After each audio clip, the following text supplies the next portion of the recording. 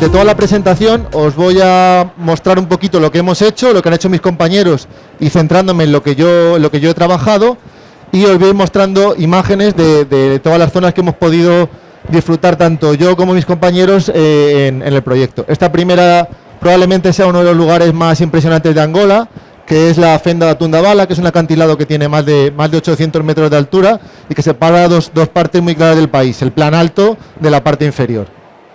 Bueno, el proyecto Planageo se inició en el año 2013 y se realizó en consorcio entre tres grandes empresas, digamos, aunque no son empresas. Por un lado, el Servicio Geológico Portugués, que es el LENEG, el Servicio Geológico Español, que es el Instituto Geológico y Minero de España, y una empresa asturiana, que es Impulso, que ya tenía varios proyectos en el país.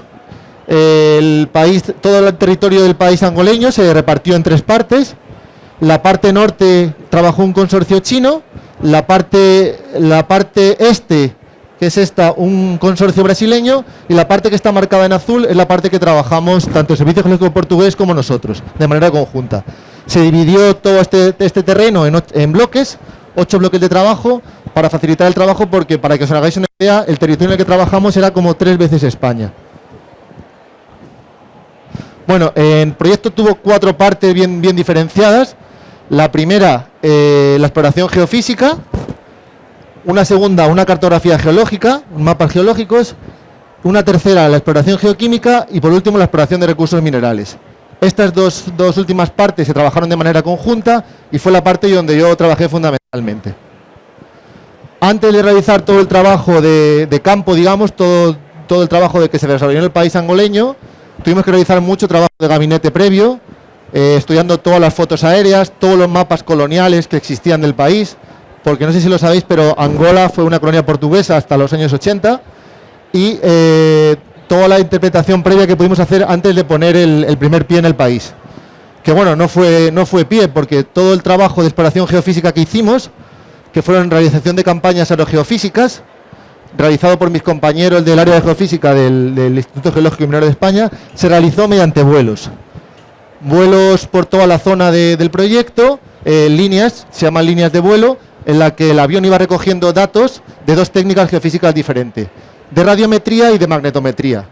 Con estas técnicas podíamos reconocer algunas de las características de los materiales que había sobre el suelo, para posteriormente, y con todo ese tratamiento que se hizo de los datos por parte de mis compañeros, crear los primeros mapas geofísicos.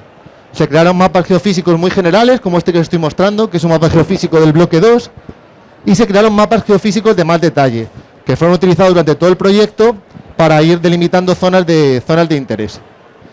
Ya posteriormente, ya pusimos de verdad los pies en el terreno, y esta parte del proyecto, la cartografía geológica, es la parte que más tiempo ha llevado, porque se crearon equipos de geólogos de españoles y de portugueses de ambos servicios geológicos y se desplazaron al terreno. Han estado trabajando, creo que ha sido sobre 6-7 años en el terreno, tomando datos sobre todas las rocas que existían en el país, sobre sus edades, sobre sus características, para poder anotar todas estas cosas en los cuadernos de campo y poder ir dibujando lo que son los mapas geológicos.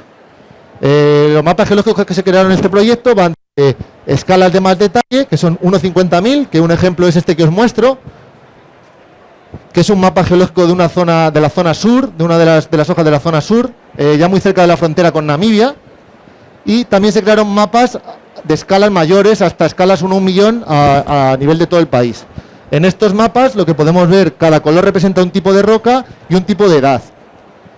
Es la manera en la que representamos la geología en estos mapas geológicos. Posteriormente, y ya como una de las partes en las que yo trabajé, con todos los datos que se recogieron, tanto en la cartografía, la exploración geofísica como en la cartografía geológica, se delimitaron ciertas zonas del país que tenían interés para la investigación en recursos minerales. Seleccionamos 49 hojas diferentes, 49 hojas 1/50.000, como la que os he mostrado antes, que tenían interés para diversos elementos, considerando todo lo que se había estudiado en los años previos. Entonces, estas 49 hojas, que están aquí marcadas un poco más oscuritas, se repartieron por clústeres, por zonas de trabajo. Teníamos 3 clústeres bien claros, dependiendo de para qué íbamos a estudiar en esa zona. El primer clúster, que estaba en la zona este del proyecto, estaba dividido en dos subclústeres de trabajo, y aquí estábamos buscando concretamente zonas que pudieran tener interés para oro y para hierro.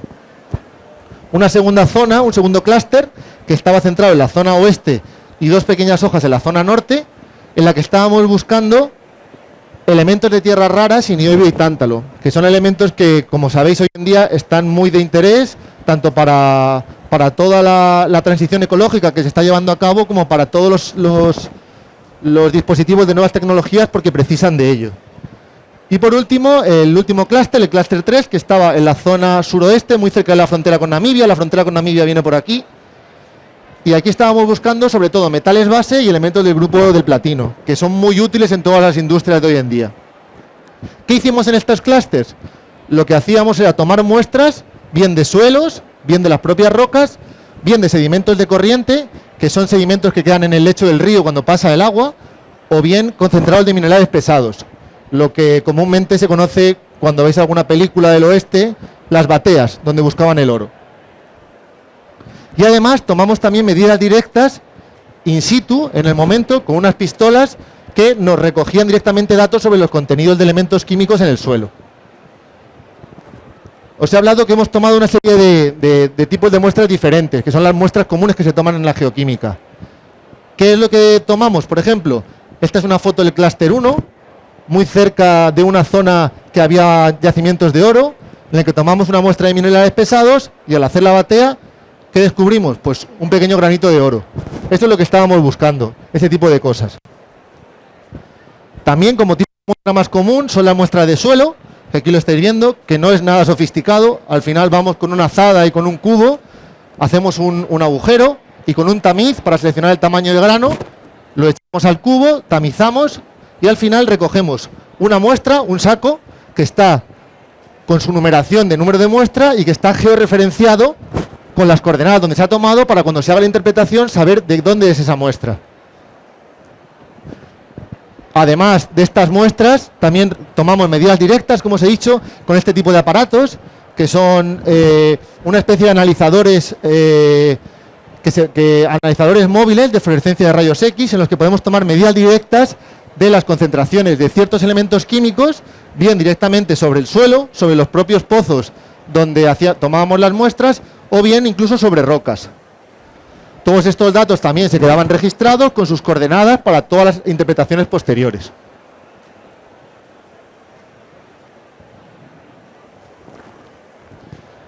Bueno, os voy a enseñar ahora alguna foto y explicaros alguna cosa de dos de las zonas en las que yo trabajé cuando estuve en Angola. Yo he estado ahí durante 2 campañas. Yo he podido trabajar en el clúster 3, que es el que os dije que estaba muy cerquita de la frontera con Namibia. Era una zona completamente desértica, como veis. Esto es el lecho de un río que estaba seco. Y era una zona un poco peculiar porque tenía un tipo de yacimientos, un tipo de rocas muy especiales, que son las pegmatitas. Las pegmatitas son unas rocas muy raras que tienen minerales de gran tamaño y que no es común que aparezcan. En este caso estábamos explorando la zona del campo pegmatítico de Giraul, que es uno de los campos pegmatíticos, el más importante de Angola, por supuesto, y uno de los más importantes del mundo. Y para que veáis las dimensiones de las rocas que tenían estas pegmatitas, aquí tenéis uno de estos diques.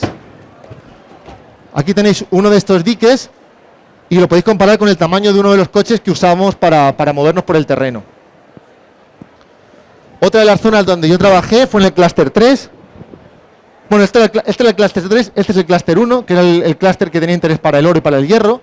En esta zona también había unos yacimientos bastante peculiares, que son los BIFs, que son Banded Iron Formation, que son unos yacimientos que solo se formaron en la época en la que la Tierra no existía atmósfera oxigénica, no hay oxígeno en la atmósfera.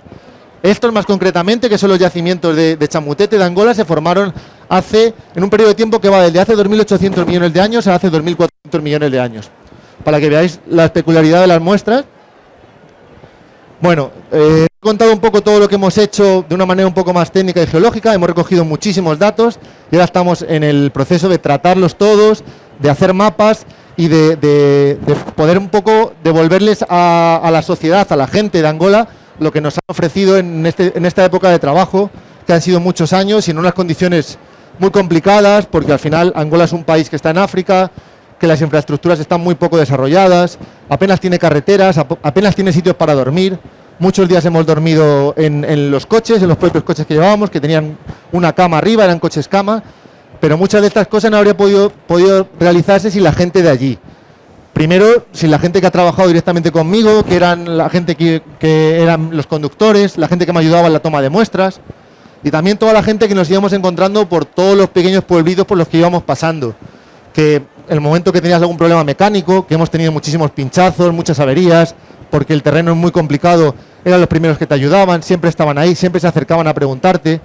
Y hay que tener muy claro que tienes que explicarles lo que estás haciendo, explicarles tu trabajo y que todo lo que tú estás haciendo va a ser para beneficio suyo. Va a ser para mejorar la condición del país, el conocimiento infraestructural del país, e incluso para poder aportarles valor a ellos. Porque si vamos a descubrir alguna zona que sea de interés para posteriormente abrir una mina, va a generar riqueza en esa zona. Pero sobre todo lo que más te marca, no sé si alguna habréis estado en África, pero lo que más te marca en África son los niños, porque hay muchísimos niños, no hay mucho control de natalidad y al final las familias es normal que tengan 8 o 9 hijos y vas circulando con el coche por poblados muy pequeñitos que están llenos de niños. Y yo lo que siempre hacía cuando volvíamos a alguna zona en la que había un supermercado y podíamos abastecernos era comprar comida para mí y comprar comida para poder ir repartiendo, porque al final, aparte de hacer esta labor técnica y labor geológica, hacer un poco de labor humanitaria y llevar comida a sitios en los que hay veces que no han visto una galleta, no han visto, es muy difícil llegar a la fruta, y te encontrabas con multitud de gente, multitud de niños que siempre estaban dispuestos a darte una sonrisa, multitud de etnias diferentes que apenas se relacionan con la sociedad. Y la verdad que es una experiencia preciosa, no solo desde el punto de vista técnico, que ha sido un trabajo muy complicado y que continúa siéndolo, porque ahora estamos con toda la fase de tratamiento de datos, sino desde el punto de vista humano, porque conoces a gente que son inolvidables al final.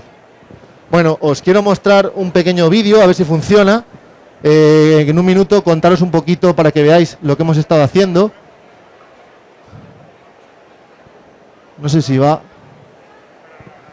Espera, si no le tengo aquí.